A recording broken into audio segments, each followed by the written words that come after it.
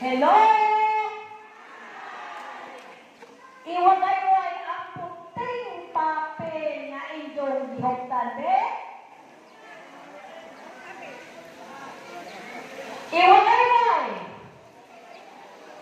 Kay maunay timainhan sa dugang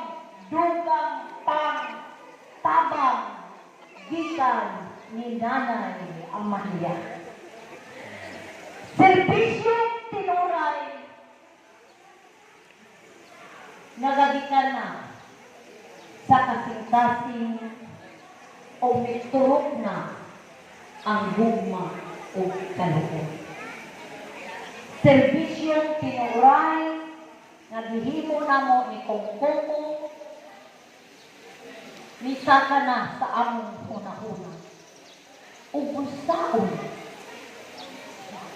pagbaw sa mga tao nga nahigugma o misalit ang kukuya.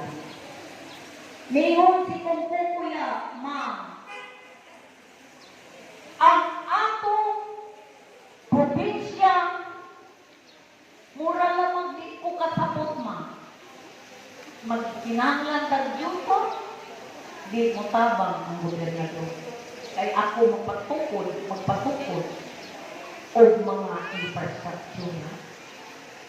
O mingon si Kongkongo, ma, ang katawan sa bunto ato ng mga isuko.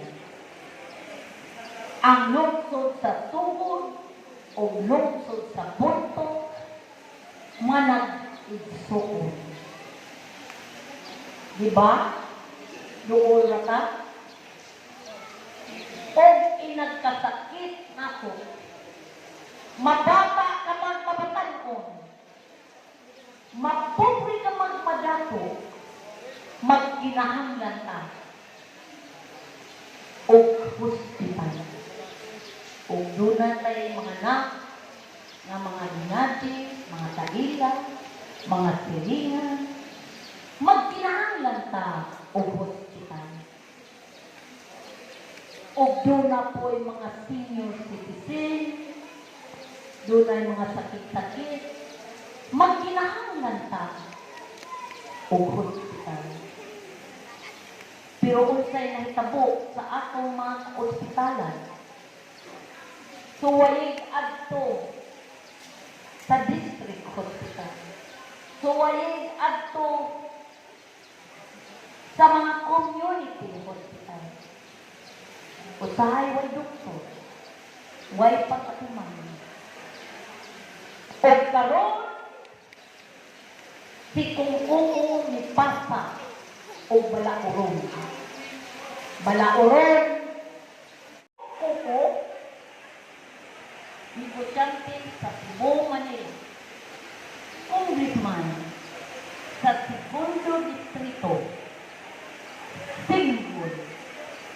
Ang ikaduha na kong anak, tuwa sa Amerika, negosyante ako, Singgol. Ang ikatulo na kong anak, negosyante sa Cebu, Manila, Mindanao, Palawan, Singgol. Ang ikaupat na kong anak, mas negosyante sa tulo niya kaisuon na lalaki, Singgol. O kining niya sa inyong atubangan, dugay na na Singgol. Wa pagadod madulpol. Patita. Sige kong turoy-turoy. Distrito do na hurog na naman ako kabaranggayan ng sok-sok. Wa ni hapon. Wa may magpa-kidhat-kidhat. Naghuwag ko na yung kidhat. Wa may kidhat. Bitaw. Ako, sabot niyo, nga kaming pamilyaha, huway sabi. Why kabilingan? Pag-ingon, mununin tagjuta sa di pinabilis, doon. Sa dihang ipangaduan na po sa dituin o pista.